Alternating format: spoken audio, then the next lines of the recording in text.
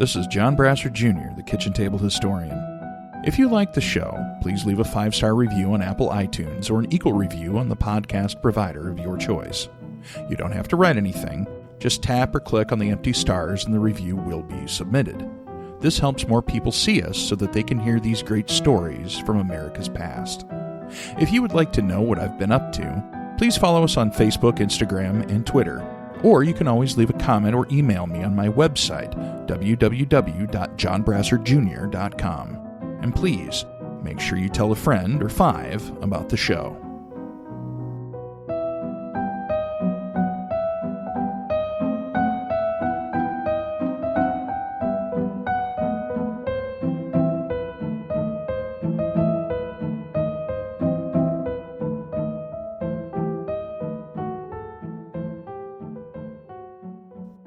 Warning: this story contains content that might be sensitive to some listeners. Listener discretion is highly advised.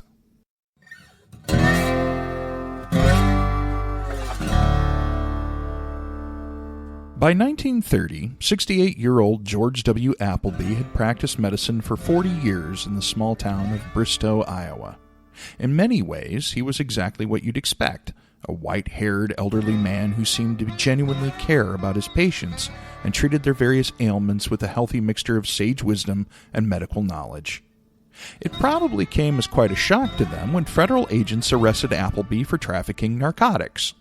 The man who was loved and trusted by so many was suddenly at the heart of a national drug smuggling investigation that had been tracking him for several months prior to the arrest.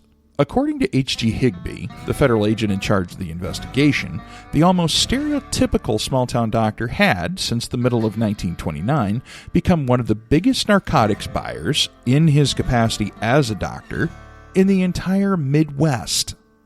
Obviously, law enforcement officials were very curious as to why a doctor in such a small Iowa town needed more medication for their patients than some physicians in Chicago, Cincinnati, and St. Louis required for their much larger practices. Agents soon discovered that Appleby was selling the drugs to whoever asked for them. One man, Elwyn Walston, was arrested as he was coming out of Appleby's office on January 30th, 1930. As the officers approached him, they saw Elwyn drop a pill bottle into a nearby snowbank. When they recovered it, they discovered that it contained 100 morphine tablets. Later the same day, Elwyn's wife, Gladys, was arrested at Appleby's house. When the officers came in, they discovered her lying in bed, pretending to be sick. The couple had come to Bristow at the end of 1929. Publicly, they sold novelties to earn a living, namely Christmas cards. In private, however, the Walstons were long-time drug addicts. Somehow, they found their way to Dr. Appleby. While he was supplying locally, 2 men, Billy Fisher and F.B. Toll, said that they had received drug shipments from Appleby all across the state. Fisher even claimed to have gotten parcels from the doctor at various points across the country by mail. When confronted, Appleby quickly confessed to the crime. When he was questioned about why he had masterminded a large narcotics ring, he gave a surprising answer. He stated that his recently deceased wife, Nellie, had been an addict when she was young. Because of that, he felt sorry for other addicts like she had been. Appleby, true to his reputation, was cooperative and friendly, offering little resistance to authorities. He waived his right to receive a preliminary hearing, paid a $1,000 bond, and went home to await his trial. News of the drug ring arrests didn't take long to circulate in newspapers around the state. Most small-town doctors pushing 70 years old were thinking about playing with their grandchildren or retirement, not starting a national drug ring. People were eager to find out more about Dr. G.W. Appleby. Always ready to hit a hot story and sell more newspapers, newspapermen began to look deeper into his past. For a good majority of it, he had lived a quiet life with his wife, happily tending to the medical needs of Bristow and the surrounding area. It was far from newsworthy. Still, you can't keep good reporters down for long. Finally, they found something. Most people have some kind of skeleton in their closet. The reporters, so eager to dig up dirt on the drug-dealing doctor, were probably expecting to find something more along those lines, something like getting a hefty fine for prescribing too much drug medication. What they found was far worse. To their utter astonishment, the kindly hometown doctor was a murderer.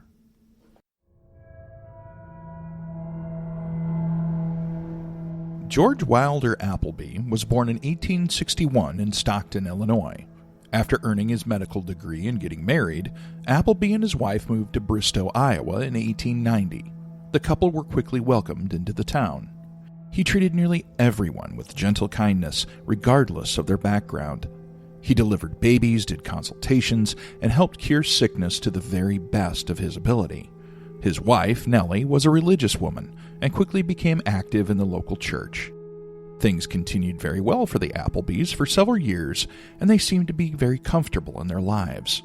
However, doctors sometimes shoulder heavy burdens. People come to them looking for deep answers. The very nature of their profession requires them to regularly handle life and death situations. Their patients want them to be miracle workers, able to cure every ailment and mend every wound. But doctors are just people. No matter how skilled or knowledgeable they may be, they're only human. It's their job to stay cool, calm, and collected, all the while telling someone that the person they love most in the world is about to die. This happens again and again over the course of years. The answers you give have little margin for error. You have to get things right. People are relying on you to save the day. The stress builds. Like so many other stressful jobs in the world, some are able to find positive outlets to cope. Others find negative ones, like alcohol or drugs. No matter whichever road they choose, sometimes they aren't able to get rid of all the stress, and it just continues to build inside them.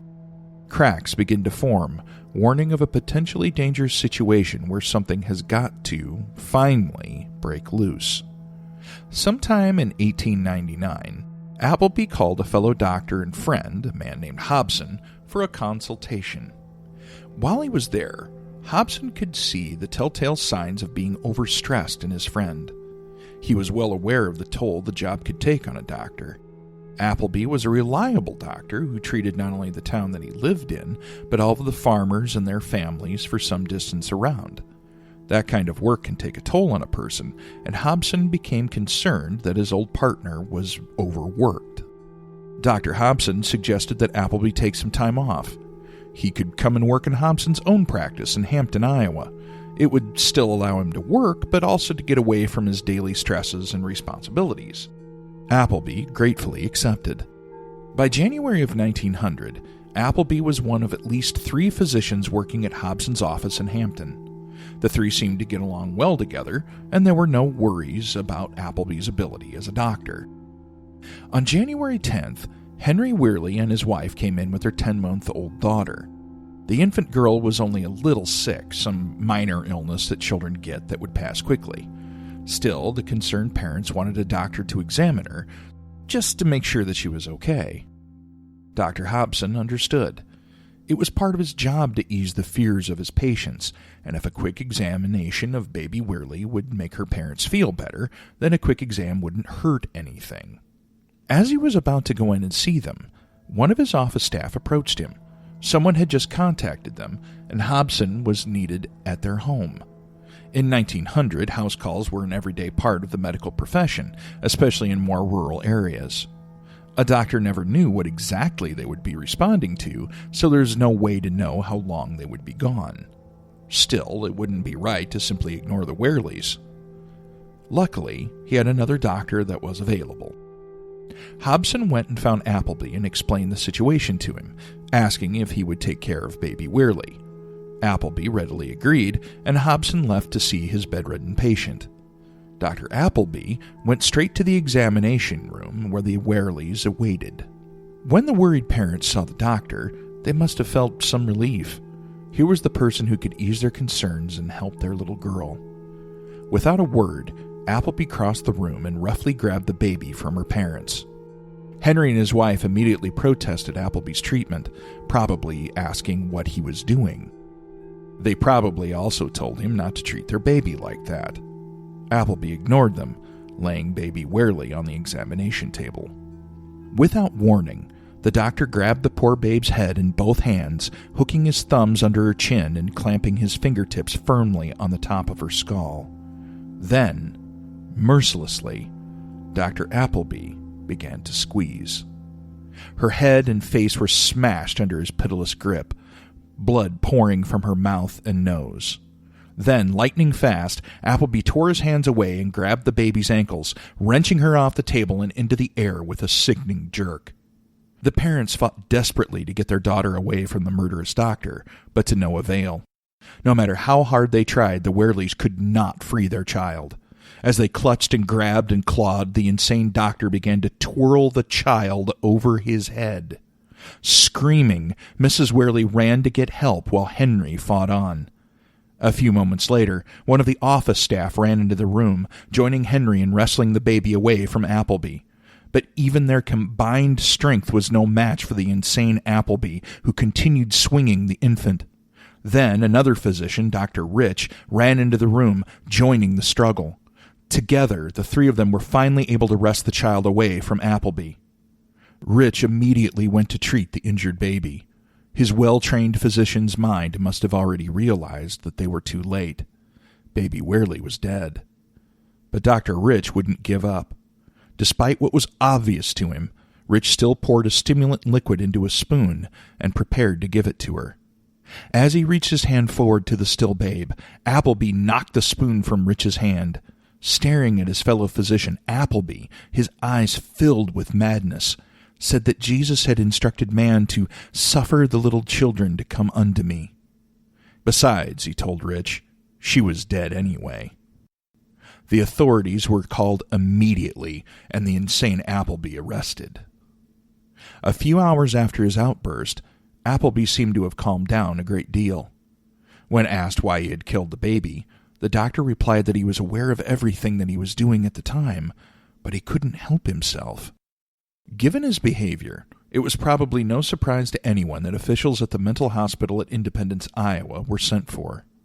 They came and collected Appleby, taking him back to Independence, where he was promptly committed. In the aftermath, life went on. The Wehrles buried their daughter and mourned. The Appleby family, meanwhile, probably remained apprehensive about the condition of their beloved husband and father. The citizens of Bristow and Butler County probably wondered what had happened. What had caused a gentle doctor, loving family man, and upstanding member of his community to suddenly commit such a heinous act? The experts at the mental hospital stated that it was likely that the stress and hardship of managing a large medical practice like his had initially caused his physical health to decline, and then eventually began to degrade his mental health. Appleby was treated at the hospital for the next 4 months. According to the doctors there, he made significant strides towards recuperation and rehabilitation. The hospital felt that his mind had been rebalanced. Appleby had exhibited no symptoms of the madness that had caused him to commit his horrible crime. In their expert opinion, Dr. George Appleby was cured. He was released under his own recognizance and returned home to his family. In general, the people in the region welcomed him back happily. They had known him to be a kind and gentle man for several years, and they apparently had faith in the mental hospital to have returned his temporarily unhinged mind to a state of balance. Not surprisingly, Appleby didn't bring up the events of January 1900, probably not wanting to talk about what he had done. Appleby would say, however, that the mental hospital in Independence had completely cured him. Whatever they had done, it was exactly what he had needed to return to normal. He began to practice medicine again, and he and his wife returned to their church. They raised their children and remained active in various aspects of town life. No charges were ever brought against Dr. Appleby in the death of baby Wehrle.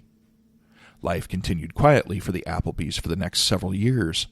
If anyone made any mention of the events of 1900, they did so either privately or in hushed whispers.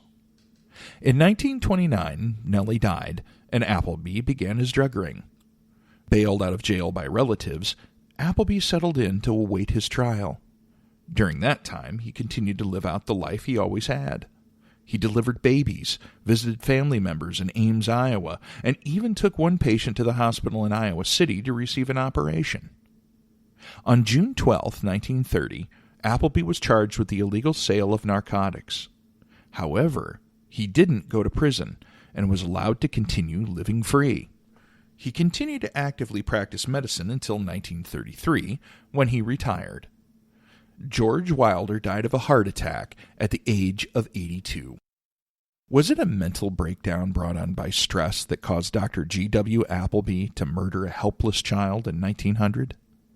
Or was it something deeper that was always there, lurking beneath the surface? Ultimately, we'll probably never know. The frontiers of the human mind are still a mystery. Contemporary scientists, doctors, and psychologists continually probe further into the field, pioneers pushing the boundary of what is known and understood just a little bit further. Their explorations are no doubt filled with excitement and wonder at the things they are able to find. But in the darkness just beyond their reach and understanding, there are still strange and terrible things that will fill us not with fascination, but with terror.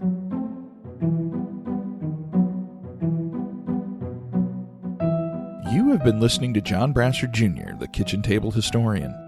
I thank you all for coming out this week, and I sincerely hope that you'll make your way back next time to hear another strange tale that your grandma didn't want you to hear. This podcast was written and performed by yours truly, with the title music performed by Bo Moonlight and additional music provided by Audio Blocks. Until next time, remember that no matter how calm things seem in the Midwest, there's always someone out there making things just a little weirder.